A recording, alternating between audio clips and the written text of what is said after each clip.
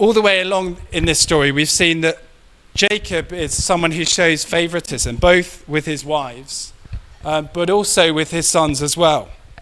He treated Joseph as the favourite among his sons. And now that he thinks he's lost Joseph, he treats Benjamin as a favourite over and above all his other sons.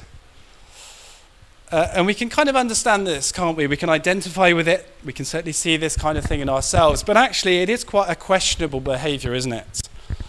Part of us might have been thinking, as we've seen all the sort of angst that Jacob has been going into about losing his son Benjamin, we might think, is that really justified? Where he doesn't really seem to have any of the same kind of concern, particularly about his other sons and their safety.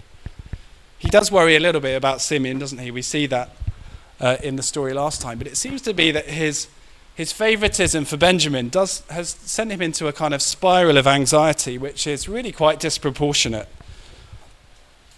We wonder in this story, don't we, about how Judah would have felt about being treated in this way by his father Jacob.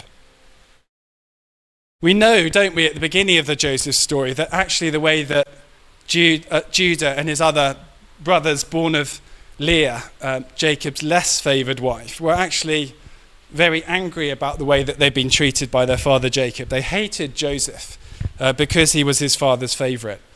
And they responded to that in quite a wrong way by having this extreme hostility towards Joseph.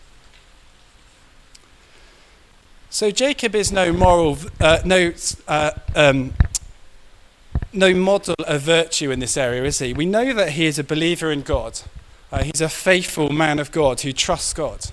We're certainly meant to understand that about him. But in this particular aspect of his life, I think it's clear from the text that his conduct in terms of his favouritism towards Benjamin and Joseph is at best questionable, but probably more than that, actually downright wrong.